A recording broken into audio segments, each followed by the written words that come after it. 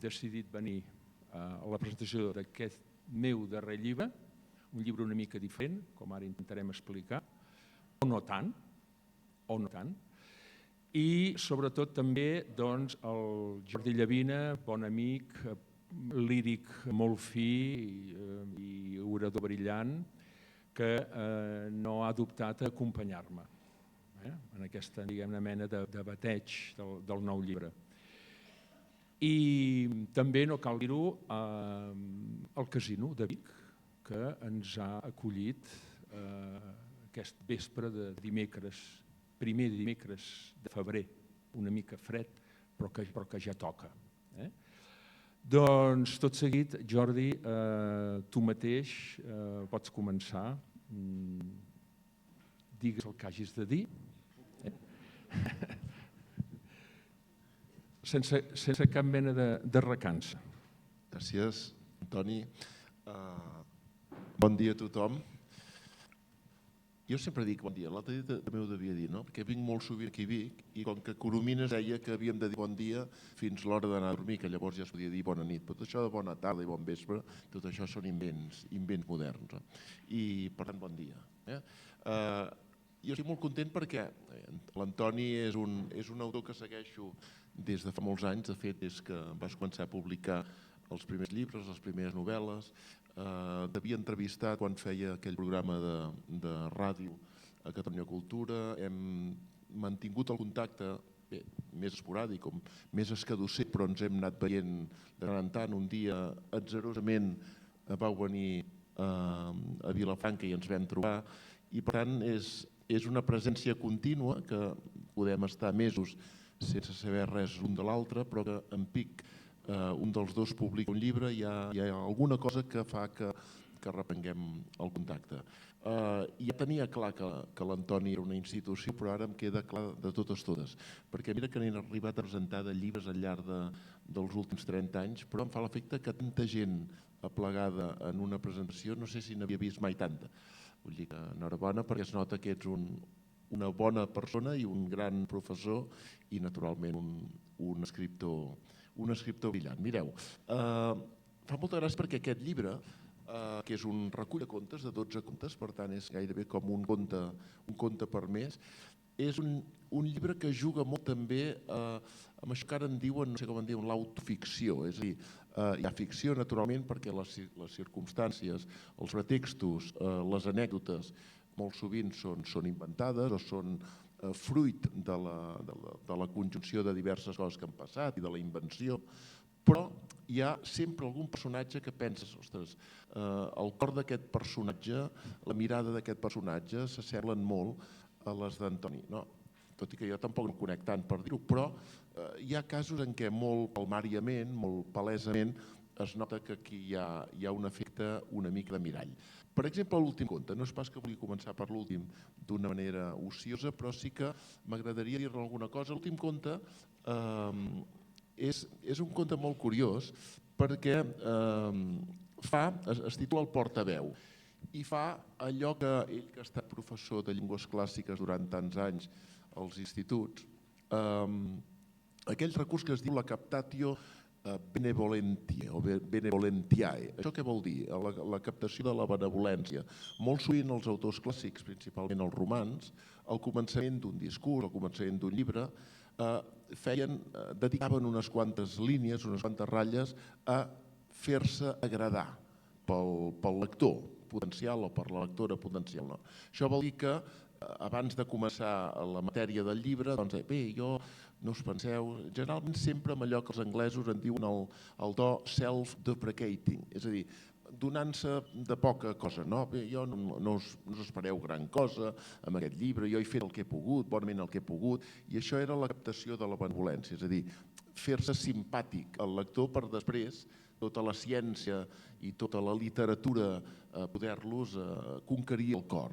I això ho fa a l'últim conte. L'últim conte, que es titula El portaveu, ens presenta un personatge que publica, ja quan s'ha jubilat, publica el seu primer llibre de relats. Fins llavors ha anat publicant novel·les, ha anat publicant llibres d'una altra matèria, d'un altre estil, però sempre li recava de no haver publicat mai fins aleshores un llibre de contes, per tant, un llibre en què s'apaguessin històries diverses. I finalment ho fa. Però abans de fer-ho, coi, li agafa el tremolor, li agafen totes les inseguretats i queda amb el seu amic per dir-li, escolta, em t'haig de dir una cosa molt forta, ja he signat el contracte amb l'editorial, això ja, el llibre ja està fet d'allò més, per tant, pràcticament ja està a punt d'entrar en les premses, ja està a punt d'editar-se, però cony, ja no ho tinc clar, ara dubto, no? Aquella mena de por, que no és la por del full en blanc, que tenen molts escriptors que no acaben de desencallar la seva inventiva i no acaben de trobar la manera de carrerar el seu talent o el seu geni, sinó una por ja a posteriori, una por que arriba quan ja la criatura ja pràcticament és nada, però encara no és nada del tot, i cony, ara no sé si ho vull publicar, potser m'estimo més no publicar-ho. Bé, té molta gràcia perquè aquest personatge que no té res a veure amb Antoni, que publica el primer llibre de contes ja jubilat a 60 anys, no té res a veure. Si algú pogués pensar, no, però és que esclar, és que juga una mica allò a cuitamagar, no? Fer veure que és ell, però ens dona aquesta descripció del personatge, ja veiem clarament que no es pot tractar d'Antoni, però tot i així no es pot tractar d'Antoni. Diu, em guardaré prou, doncs, de descobrir-los la seva identitat, perquè parla l'amic. Però tanmateix, crec que no vulnero el seu honor si els informo que es tracta d'un sexagenari, aquí encara podries coincidir, resideix a la vila tranquil·la i endreçada de la Plana de Vic, on va créixer, clar, no dius que sigui Taradell, però encara aquí podríem agafar, que està casat, clar, tu també ets casat, i és pare de 2 nois, aprenent d'hortolà i un enamorat del Montseny, les Terres de l'Ebre i la Catalunya Nord. Així mateix dono fe que, entre altres ocurrències, sol presumir del despoblament capil·lar avançat que caracteritza la seva testa. Tu no tens una forra de cabells, jo tampoc. D'això no podem presumir, no tenim un pal de tonto tampoc, però no, què vull dir amb això? Vull dir que, esclar, sí, fa molta gràcia perquè ens presenta un personatge que s'assembla poderosament a l'autor. I ja ho sé que tots els crítics ens diuen sempre no hem de confondre mai l'autor amb el narrador, perquè són 2 instàncies diferents, perquè el que fa l'autor és barrejar moltes coses i ara això que fa servir algú reconeixerà com un fet gairebé documentable i com un fet real, perquè jo hi era aquell dia, molt bé, però en canvi n'hi ha moltes altres de facècies i de coses que passen simplement perquè se les ha inventat. No, però aquest conte té molta gràcia perquè justament fa això, fa una captació de benevolència al final, per tant, té gràcia el recurs que sempre es posava al començament, perquè sempre t'has de fer per donar al començament, quina gràcia té que ho facis al final, no? Però el personatge alguna cosa deu tenir d'Antoni Plardavall. Bé, el llibre, ja veureu, està molt bé. Hi ha un conte també, ara que deia això, que té afició a l'horticultura. M'imagino, això no ho he contrastat amb les seves fonts, però m'imagino que deus conrear un hort. Sí, efectivament, des de l'any de la pandèmia. Des de l'any de la pandèmia, molt bé. No, és una gran cosa, perquè hi ha un personatge... Digues, Antoni. No, és l'hort, de fet, aquí ho vesteixo d'una altra manera, l'hort que conreava el meu sogre, i davant, diguem-ne, la impossibilitat de continuar fent-ho, la meva dona i jo vam dir potser que agafem, si no la propietat, almenys la tinença. I des de l'any 2020 que fem hort. I gairebé t'he de dir que ens dona tantes o més alegries que llegir i escriure, que pot semblar una heretgia. No és cap heretgia. De fet, el personatge que per tant s'assembla, aquest també s'assembla molt amb ell, és un personatge, un exprofessor també de llengües clàssiques, per tant ha ensenyat llatí als seus alumnes. I com a bon professor de llengües clàssiques ja sap que hi ha hagut molts autors, Virgili i Horaci, que van fer l'article, que van exalçar, que van elogiar la vida del correu de la terra i dels hortolans i dels pagesos.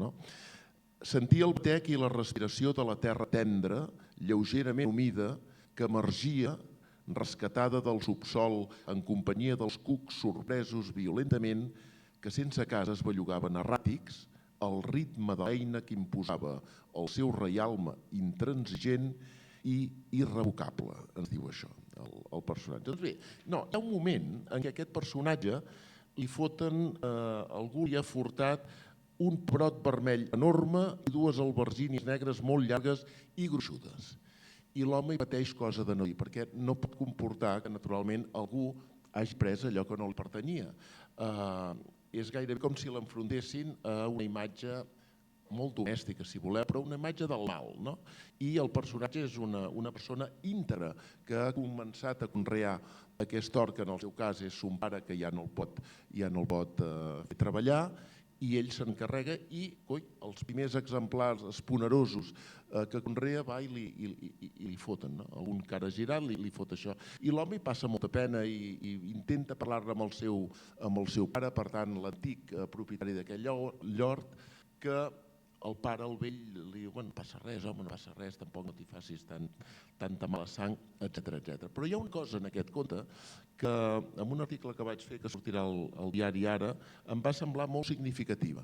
Aquest professor que li agrada tant conrear la terra com llegir, però que naturalment porta molts més anys documentats com a gran lector i com a escriptor, bé, com a escriptor el personatge del conte no, però que com a lector sí, aquest personatge hi ha un moment que diu, quan ha abandonat les eines i intenta relaxar-se, agafa una novel·la. És una novel·la que s'ha publicat fa uns quants anys que es titula Guilleries, d'en Ferran Garcia.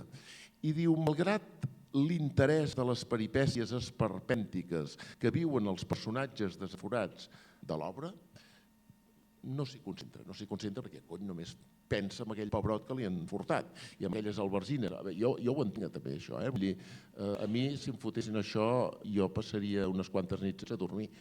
Si em fotessin el cotxe no, perquè és una eina que faig servir molt. Ara he vingut amb cotxe, si hagués hagut de venir amb la Renfe, imagina't.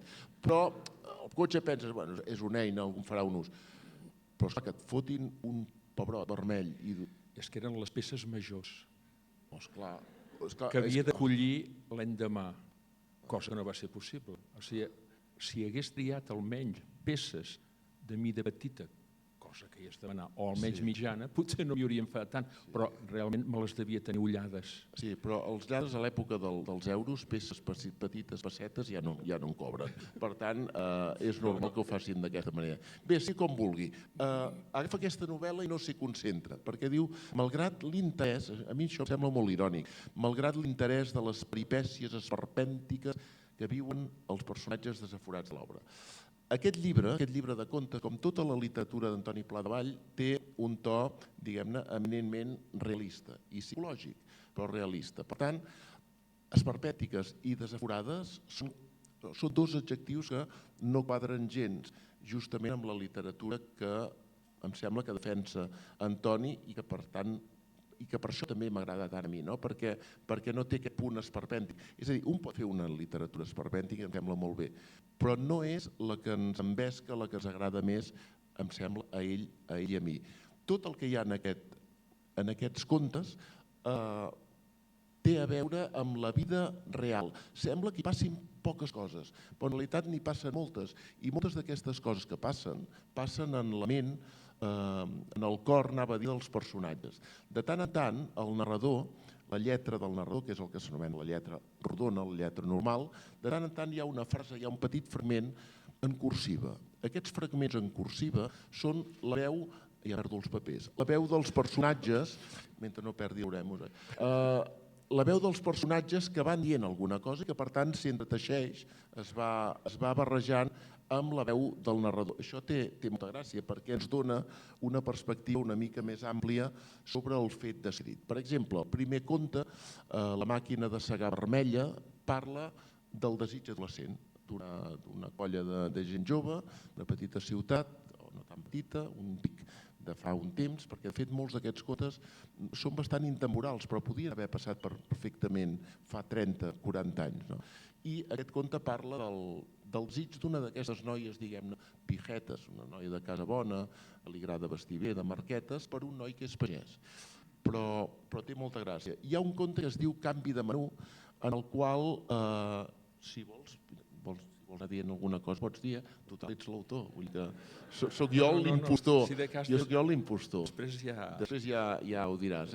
Bé, Canvi de menú parla, és un conte que un personatge, un dia li arriba un oncle, un oncle jaio que diu, escolta, mira, jo ja estic sol, soc vell, no m'aguanto els pets, si et sembla, si em vols acollir a casa teu, escolta'm, doncs jo soc una persona de tracte fàcil, després ja veurem que no ho era gens de tracte fàcil, però tinc 87.000 euros que si tu em tractes bé i em cuides fins que em mori, doncs això acabarà sent teu.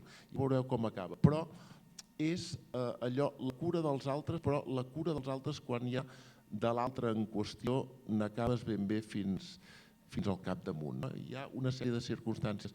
Deia, sembla que no passi res, i tant s'hi van passant.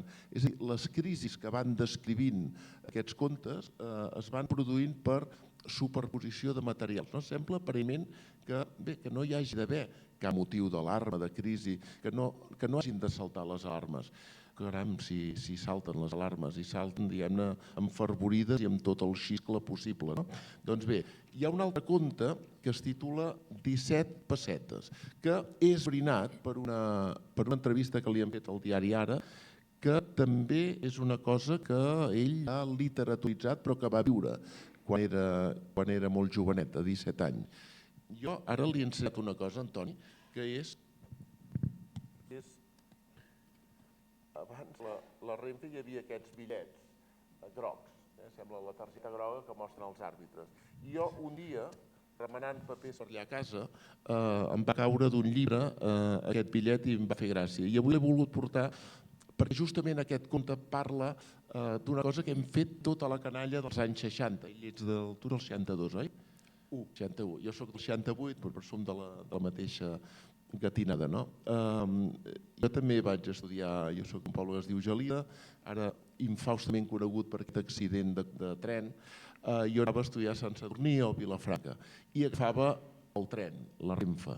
I de vegades fèiem tòpic, fèiem autostop, però agafàvem el tren. I esclar, sabia greu per 7 minuts que hi havia de Sant Sadurní i Gelida haver de pagar, no sé quan pagàvem, segurament 17 pessetes o 10, però et recava perquè no passava mai aquell coll de revisor. I si passava, doncs ja deies, mira, és que m'estic pixant, i apretaves a córrer i saltaves. Doncs bé, descriu una cosa similar fins que un dia aquell revisor que l'ha clissat, això que diuen, que la venjança és un plat que es menja fred. Hi ha gent que té molt sang freda per deixar passar una situació i dir, mira, avui el deixem passar, però demà o demà passat no em fotrà. I efectivament, l'acaba caçant. Ja veureu com acaba. Però descriu una qüestió sentimental, gairebé de prescripció sentimental dels anys 80, de coses que van viure els que en aquell moment estudiàvem el batxillerat o el que llavors en dèiem el BUP i el COU. Ara que faig servir la paraula sentimental, hi ha un conte que a mi m'ha encantat també, de fet tots m'agraden molt i he xalat molt perquè a més són contes molt ben escrits. És una cosa que jo trobo a faltar en molts llibres catalans. Veig llengües, estils molt plans, amb molt poca gràcia, amb molt poca versatilitat lèxica, etc. En canvi aquí hi ha el gust, el drink de la llengua, que és el drink de la llengua dels que hem viscut. No he vingut potser de pagès, tu sí, ets fill de masovers, em vas dir, jo no, més aviat no, però sempre he estat molt en contacte amb gent de pagès, i per tant això es nota clarament, no es pot imposar. I els que ho tenen i els que no ho tenen, doncs, pobrets, deuen tenir altres coses segurament. Sí, com vulgui. Un conte que es diu Una crida sentimental. Imagineu-vos ara una cosa com aquesta, que en lloc de presentar-hi un llibre hi hagués vingut un senyor a fer un discurs, no sé, pel mercat del Ram, i hagués fet un discurs i quan s'acaba un espontani agafa el micro i diu, escolteu-me, mira, deixeu-me que us digui 4 coses, això no ha valgut res, però no sap greu, jo soc així de franc, aquest discurs no ha valgut res, jo ho hauria fet molt millor, però no s'ho prengui malament, li diu a aquell home que ja començava a tocar el dos. Però aquest home fa una crida sentimental. Per això deia que molts d'aquests contes podrien haver passat fa molts anys, perquè ara una cosa com aquesta que exposa aquest conte segurament es faria per les xarxes socials. És un home també d'una certa edat, aquesta edat bona que tenim les persones que estem no a la flor de la joventut, però que estem en el moment més decisiu de la vida, el més bo, el més ple de dons, el més ple d'esplets de tota mena, que són els 60, ja ho sabeu, no? Aquí ho puc dir, si fos en un institut ho diria se me n'encardarien, però aquí ho puc dir, no? Perquè ja veig que hi ha gent també que vull dir, home, sí, no som de la primera volada, no? Doncs bé, diu, escolta, jo volia fer una crida sentimental perquè fa molts anys vaig conèixer una dona que llavors era una dona, estem parlant de més de 40 o 50 anys, i aquell home havia recordat aquella senyora que ell havia tingut, si no record malament, era com una mena de criada, o que havia tingut cura d'aquella canelleta, d'aquella criatura que era ell, que ara s'havia fet un home ja gran, no? Fa una crida sentimental. És a dir, també tots aquests contes mostren coses que no sé si han desaparegut, però que si no han desaparegut probablement hi ha molt poca gent que recordi. I per mi l'aspecte essencial de la literatura, sempre ho he dit, és la memòria. No simplement escriure per preservar coses que van existir temps A i que ara alguns trobem a faltar. No, simplement remarcar el valor d'algunes coses que probablement ja no tenim i que en aquest moment ara recordem més fervorosament perquè en trobem a faltar, podríem dir-ne, el gruix d'humanitat que implicava fer-la servir o gaudir-ne. Aquest es deia una crida sentimental. Ja vaig acabant, em sembla que m'estic fent potser una mica pesat. Ja vaig acabant perquè, entre altres qüestions, també es van acabant els contes. Frenada d'emergència. Frenada d'emergència, segons he sabut, gràcies a aquesta entrevista, va ser el primer conte que va escriure Antoni d'aquest recull i parla d'una cosa que els que vivim a prop del camp i per tant de pagès podem entendre molt bé. El típic batlle de poble o de petita ciutat que per fer que el poble creixi, que tothom en parli i que aquell poble llueixi a les xarxes socials, s'empesca la possibilitat de fer passar un ratlli per allà a la contrada. Això naturalment malmet moltes coses, torba la tranquil·litat i la calma del bestiar i hi ha gent que, essencialment els pagesos, ja sabeu que sempre es queixen, els pagesos sempre es queixen, que no ho troben bé i arrufen el nas. Doncs bé, exposa aquesta situació i exposa la situació d'un pagès que s'ha més o menys conxorxat amb 4 o 5 o 7 o 8 pagesos més, però que a l'hora de la veritat els altres refusen de secundar-lo, refusen d'acompanyar-lo. I es troba sol. I ara què haig de fer? I tanmateix fa una cosa. Jo deia en aquest article que he escrit, deia, hi ha un moment en què hi ha un detall gairebé inapreciable que diu branda dins la butxaca un soroll metàl·lic, se sent un soroll metàl·lic. I jo vaig pensar, a veure si el personatge aquest té unes bales i una pistola i el primer que passi li engalta una escopetada. Però en la literatura d'Antoni aquestes coses no passen, és a dir, la barbària, la violència gratuïta no acostuma a tenir lloc. Ja veureu que no, que és una altra cosa, però que és una cosa tanmateix molt efectiva per reivindicar una cosa tan essencial com és la dignitat de la feina al camp de pagesos i de ramaders. Té molta gràcia també el conte. Bé, n'hi ha un que es diu Atrabancs, que parla no tant de les crisis de parella, però sí de tot allò que les parelles consolidades que ja fa temps que van pel món es van fent grans, troben coses que no tant que els separen, però que creen algunes situacions d'una certa incomoditat. I una d'aquestes situacions és el cos ja no segueix tant. Hi ha un moment en què aquests dos em sembla que celebren el 42è aniversari de casament i tot va molt bé, van a un restaurant que els foten molts quartos pel que han tastat, però tampoc no ens barallem avui, però arriba l'hora de tornar a casa, ell diu anem a caminar, ell diu no, anem a casa i què et sembla si fem les postres a casa? I li posa la mà, perquè ja va sonar el cotxe, li posa mà el que seria la zona de l'entrebuix. I aquí hi ha un mòbil que s'ha excitat, no és de sentir això de l'entrebuix, perquè vibra, el sento vibrar des d'aquí, i diu, i l'altre diu, caminar, pots caminar cada dia. Jo, per exemple, em foto uns tips de caminar, malauradament. Actualment foto uns tips de caminar. Anem cap a casa. Quan arriben a casa ja veuen que, no sé si és una magnòlia del veí, omplert de fulles tota l'entrada de casa i la dona ja es fot nerviosa. Això s'ha d'escombrar, home, però ja escombrem... Això s'ha d'escombrar, això s'ha d'escombrar. Bueno, doncs va, escombrem-ho. L'altre ja pensa, això ja... Ara anava tot anava ben endreçat, ben enfilat, no? I ara haurem de postergar una mica això. Bueno, va, llavors ja ho ten tot escombrat, recull amb la pala, ja fot un moviment que ell queda clavat. Me cago en la...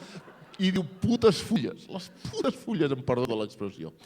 Bé, té molta gràcia, perquè molt poc espai ens ha fet una pintura de gent de 60 anys que viuen, diguem-ne, aquest moment, i que tot has d'anar amb compte perquè qualsevol element pot ser dissonant en aquesta mena de sinfonia. Hi ha un altre conte que parla d'un pit roig. En realitat no parla d'un pit roig. El pit roig és l'element catàrtic. Parla d'una colla que es troba cada diumenge, una colla d'empresaris, dins el nucli del qual n'hi ha un que és un fantasma. És un fantasma. Aquests tipus fatxendes que hi ha. A Vilafranca n'hi ha molts, del món del vi, n'hi ha molts. Jo els haig d'aguantar tant en tant, perquè sempre em volen explicar sopars de duro, i com que jo sempre escolto la gent, això sí que ho faig, els escolto, però hi ha algun moment que ja em cansen molt. I aquest concretament és molt fantàstic. Mireu si és fantasma, que hi ha un dia que es foten en una taula que hi ha una pota que balla. I el tio diu, estan neguitós, saps què? Treu un feix de bitllets i el fot allà. I cada diumenge, quan es troben, com que s'asseuen a la mateixa taula, el tio fa... I això incomoda molt els altres, especialment amb un que diu, si ho fa, ja no aguanto més, m'aixeco de... I no, aquell dia no ho fa, perquè la taula no balla miraculosament, però els parla, el fatxenda, aquest fantasma, aquest fart, els parla... Sabeu què em va passar l'altre dia? Vaig veure un pit roig i mireu, i aquell home que en sa vida ha parat atenció a qualsevol element de la naturalesa que no signifiqui rèdits econòmics, que és una persona que està absolutament allunyada, podríem dir-ne, de qualsevol instint, de qualsevol impuls poètic, doncs s'ha entendrit amb un pit roig, com qui s'entendreix amb el primer net que tens, i he començat a fer-n'hi fotos i a fer vídeos, i escolta'm, és una cosa realment curiosa, també té gràcia que llegiu. Vaig acabant, fa mitja hora que dic que vaig acabar, oi? No, ara sí, La Guilla. La Guilla és un conte absolutament central perquè és el conte titular, és el conte que dona títol a aquest recull, i a mi aquest conte probablement és el que més m'ha commogut, el que més m'ha agradat, perquè parla d'aquest perill, una guilla, aquestes salvatgines que amenacen els ramats, que amenacen l'aviram, etc. Fins que un home, un dels perjudicats, un dels damnificats, doncs agafa allò, el toro per les fulles, no, el toro no s'agafa per les banyes, el rapa més net, el toro per les banyes i agafa una escopeta i un dia, després de diverses nits d'intentar caçar la guilla, la pot caçar. El que passa a partir d'ara, esclar, si us ho explico, però és una cosa que implica el seu fill i que a mi m'ha semblat que allò tenia l'altura moral, i ho vaig dir en aquesta crítica, d'un relat d'Antic Testament, perquè hi ha alguna cosa molt fonda amb la reacció d'aquell pagès i la manera com fa passar aquella vergonya al seu fill amb la pell de guilla seca, ja ho llegireu també, però és una delícia de conte. I em sembla que només he deixat de parlar d'un conte, que és aquell que passa presumptament a Barcelona. Digue'm si és veritat això, aquesta intuïció que vaig tenir. Al carrer de la Palla hi havia una llibreria de vell que... La llibreria Batlle. La llibreria Batlle, exacte. Avui tancada. Avui tancada, com tantes altres, sort que queda en Costa de Vic, i ben pocs.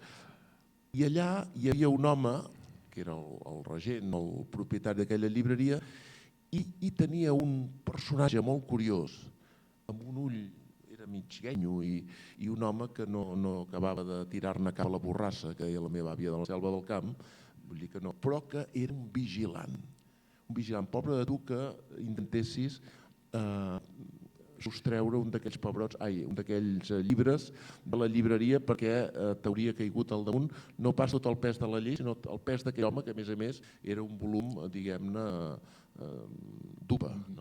Doncs està inspirat justament en la sensació d'entrar en aquesta llibreria, Batlle, al carrer de la Palla, i de tu mirar llom rere llom, però sempre sentint el clatell, els seus ulls com fítons, i naturalment jo ja no entrava pas amb cap mala idea, diguem-ne, de furtar res, però realment jo gairebé feia afanyar i tot, tot amb tot, i dec haver trobat els 3 volums, la primera versió de l'Odissea d'Homer, en traducció de Carla Riba, de l'any 19, de l'altre segle. I, de fet, t'he de dir, eren germans. Ah, sí? Sí, positivament. De fet, ho dius, no? Em sembla, comptes, sí, esclar, eren germans. Sí. El que passa que jo canvio el nom del carrer, li dic el carrer de la Xeixa, que és una varietat de blat que aquí a la Plana havíem conreat molt, d'un color més fosc que no l'altre blat, i intento de fer la meva, diguem-ne, figuració, no? I l'anècdota final, òbviament, és, per descomptat, més que inventada. Escolteu... Jo no, m'agradaria afegir, que potser ja s'ha anat veient amb aquestes pinzellades que ens has fet, Jordi, que potser la novetat, a banda del procés de reducció o de simplificació, diguem-ne, del text que he fet, que he operat des de la novel·la, fent novel·la, de seguida te'n vas a les 200 o 300 pàgines, i en canvi començo i acabo una peça amb 10, 15, 20 pàgines com molt, no? Com passa una mica amb un poema, que el comences i l'acabes. A banda d'aquesta novetat, és a dir, les històries s'acaben abans i per tant tot trontolla o tot s'arregla o tot s'acaba malament molt abans en cada història. L'altra novetat que potser ja es pot deduir dels teus comentaris, de les teves impressions de lectura, Jordi, és que possiblement un element nou que figura del consent al final d'aquest llibre és aquesta mirada, diguem-ne, sorneguera, humorística, que no havia explotat gairebé gens. És a dir, el to més aviat tràgic o elegíac que tenen les meves novel·les, les novel·les anteriors, ha quedat rebaixat o eliminat pràcticament del tot per aquesta mirada més amable i desenfadada de la pinzellada humorística. Tot amb tot, la novel·la anterior, això també ho he dit a vegades amb algun periodista, la novel·la anterior, La clau anglesa, penso que ja era una obra de transició, perquè el personatge femení central, la Rosa de l'Albereda, jo ja l'abordo, diguem-ne, amb trets grotescos. I el grotesc ja és una forma d'humor, també, no? O sigui que ben aviat potser no hi ha tant de canvi. Ara, això no salva que la meitat del recull acaba també centrant-se en el que jo en dic les tensions, contradiccions i brutals transformacions econòmiques i socials del món rural, que hem viscut tots els que som aquí, aquests darrers 50 o 60 anys, cosa que no té res a veure amb el que havia durant segles, en què, per exemple, la figura del masover, que era dominant al camp català, i em penso que al camp de tota Europa, doncs ha entrat, com sabem, en un procés de desaparició gradual fins al punt que avui els que encara en són, diu Antoni, som els darrers masovers. I, de fet, la crisi del camp, com sabem, també afecta el propietari de torn, el gran rendista, perquè, com veiem, també han de recórrer a sistemes de reconversió econòmica a través de la hoteleria, el turisme rural o fins i tot, i això al nostre poble en tenim 2 exemples, la conversió de tota la finca en un camp de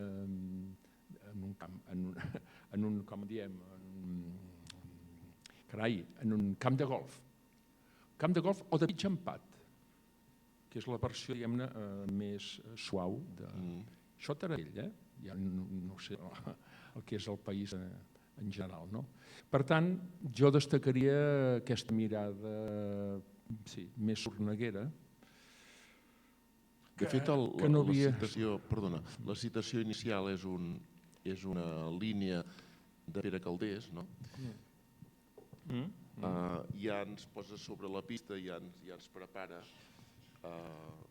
per això, no? Per aquesta mirada sorneguera que diu, per aquesta ironia. L'humor és un element de legítima defensa davant la vida, que està molt ben vist, no? L'humor és un element de legítima defensa davant la vida. Esclar, de vegades val més riure que no pas plorar davant el drama.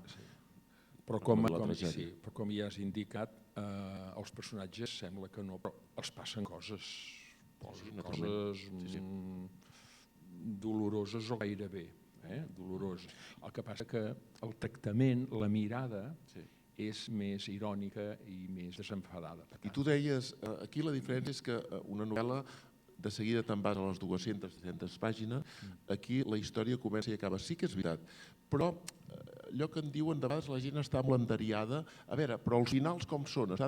No, jo crec que els finals aquí, no sé si són finals oberts, però notes, per exemple, aquest conte que deia d'aquesta parella ja d'una certa edat, ja granats, allà tot just passa una cosa, és una fotografia molt valuosa perquè és molt significativa, no? Perquè, ostres, en un moment, en unes hores ha passat endinat, ella s'ha emprenyat perquè els han cobrat molt i allò és un descaro, després han anat cap a casa en lloc d'anar a caminar perquè hi havia un projecte més engrescador, llavors arriben i veuen aquelles fulles, és a dir, passen tot un seguit de coses, però al capdavall potser han passat 2 hores i mitja, 3 hores, però allò deixes obert a la suposició i a la inventiva del lector. Ves com pot continuar la vida d'aquests, no? I ara aquest, què haurà de prendre? Els analgèsics? Han fotut un d'allò avui? Han fet festa major o no? Segurament que no, perquè l'home primer ja ha vist les fulles i ja s'ha fotut de mala llet. Però és que ara, a més, està afectat físicament. Vull dir que no tens 25 anys. El cas és que, com sabem, a vegades les il·lusions es trabuquen. A vegades el primer revolt. Això ens passa. Per tant, la desil·lusió i la decepció a vegades se segueixen o s'estalonen lamentablement. Això també que les il·lusions es trabuquen al primer revolt, també ho veureu aplicable a aquest conte del Rally. Perquè hi ha un revolt i després passa alguna cosa darrere el revolt. Sobre aquest conte m'agradaria dir que aquest conte havia de ser una novel·la. O sigui, aquest conte és l'origen. Jo el vaig concebre com a detonant, és a dir, com a primer capítol d'una enèsima novel·la que vaig començar a escriure a partir de la lectura d'una crònica, El punt avui, de la Tura Soler, que explicava el fet real. Jo llavors m'encastello com m'encastello. O sigui que llavors ja m'imagino coses noves, no? Però quan vaig veure que quan tenia el suposat segon capítol anaven molt esfilassats i molt dispersos, vaig pensar, aquí no aixecaràs una novel·la. I aleshores se'm va acudir, vaig sentir, més que acudir, vaig sentir que potser era hora de fer les paus amb un antic projecte que havia tingut de llibre de contes 25 anys enrere. Perquè el cas de la primera novel·la, La lliça bruta, jo el vaig concebre com a llibre de contes. Però aleshores, i això ja queda explicat en algun moment, desembarca a casa un bon amic i em diu: contes fas? Una novel·la hauries de fer. Jo vaig dir: sí, home, aquest amic es va quedar a sopar, es va quedar a dormir i l'endemà es vam dir adéu. Però a mi em va quedar el retruny d'aquesta frase: una novel·la has de fer. I li vaig fer cas. I per això La lliça bruta no va ser un llibre de contes, sinó la primera novel·la. I ara, 25 anys després, clavats, o sigui, no són ni 24 ni 26, vull dir, no és ni fet després. Aquest llibre arriba a sortir la tardor passada i aquest comentari ja no seria bo. Volem fer el primer llibre, l'enèsima novel·la, finalment, doncs vaig atrapar aquella il·lusió. Aquesta és la història. Ha de ser molt amic, perquè no només perquè li vagis fer cas llavors has fet unes quantes novel·les més i han hagut de passar 25 anys per publicar el primer llibre de relat. Va ser molt tan amic que em va publicar la novel·la, o sigui, un amic de la universitat que es va, de fet, ho podem ben anomenar, Joan Maluquer, filòleg i periodista i editor de Galerada, que em va editar la primera novel·la, el 2021, o el 2001, o el 2021, que era postpandèmic. O sigui, que la moneda ara ha caigut de revés. Volem fer una cosa, n'he acabat fent una altra.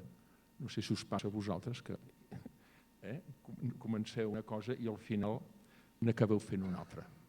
No passa mai això. Tot ha estat tractament de llengua.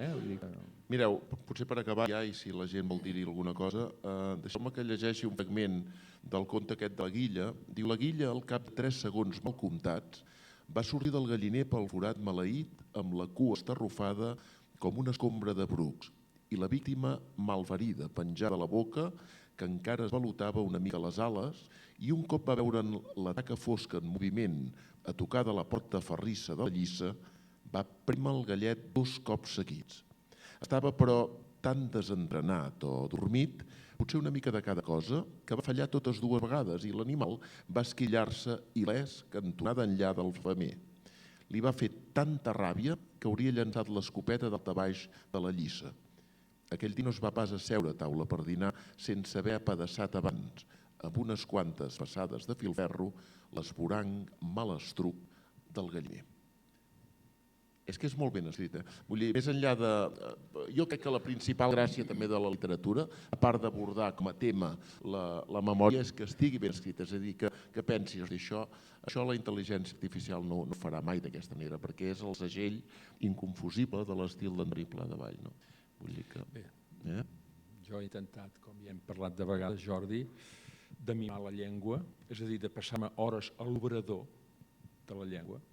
I per això a vegades també parlant amb amics, ja me la llegé, i a vegades els dic, us demanaria, si pot ser, per recordar Pere Quart Joan Oliver, que el vam tenir a Tadell uns quants anys estuejant, aquella famosa tirallera dels monosíl·labs, jo demanaria, si pogués ser, que el lector no llegís més d'un o de 2 contes seguits.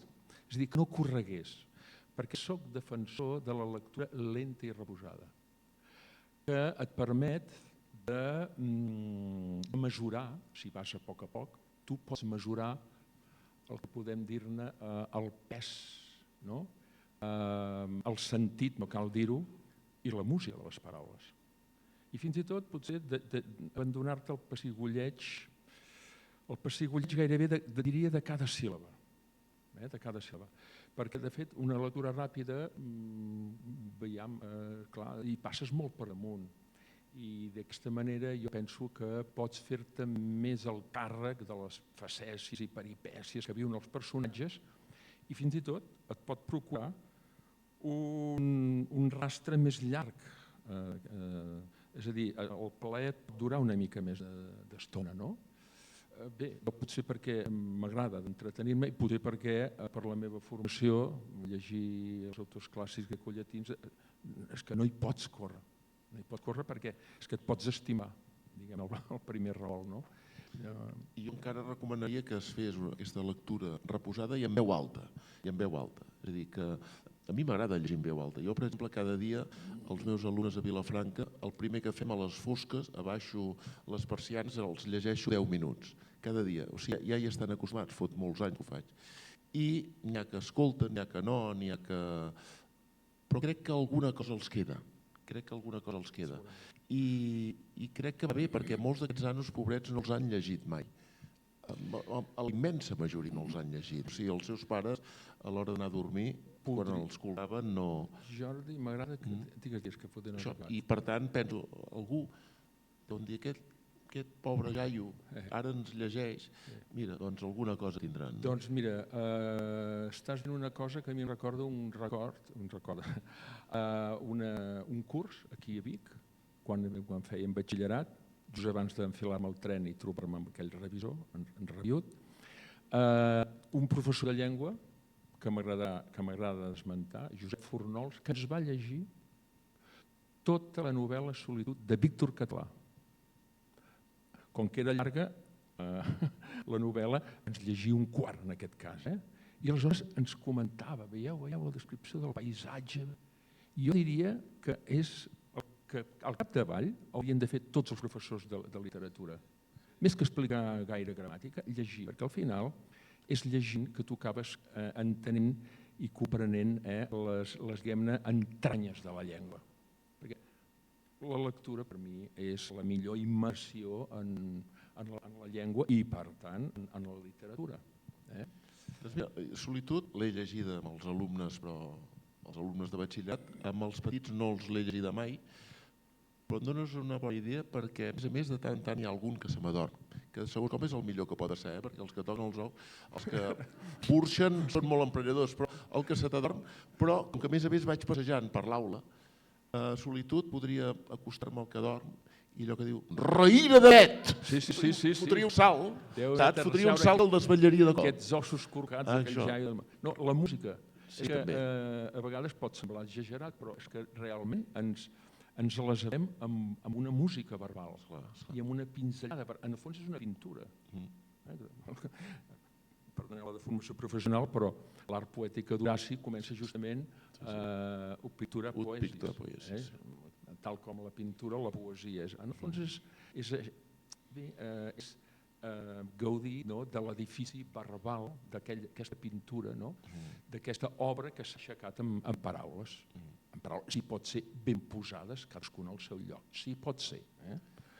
Doncs aquí teniu un home de paraula i de paraules. Vull dir, si li voleu fer una pregunta, si els heu fet totes, perquè sou amics de fa molts anys, m'imagino, però hi ha amics, hi ha familiar. Avui hi ha una gran representació familiar, també. Som d'una família extensa.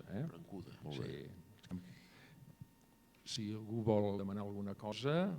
I Sinós, que dieu aquí a la Plana, encara es diu Sinós o no? Sí. I Sinós, doncs ara, aquí t'hi pots passar fins a 11:45, signant. Si cada un d'aquests joiosos assistents et fa signar el llibre... No excel·leixo gaire en l'art de la dedicatòria, però avui m'esforçaré, si de cas, a fer signatures una mica simples. Això ho diu també en aquest conte final que deia, el portaveu també parla de les dedicatòries que fa a la gent que els hi dedica un llibre. Doncs moltes gràcies i bon dia, que dèiem. I llegiu-lo, llegiu-lo. Gràcies.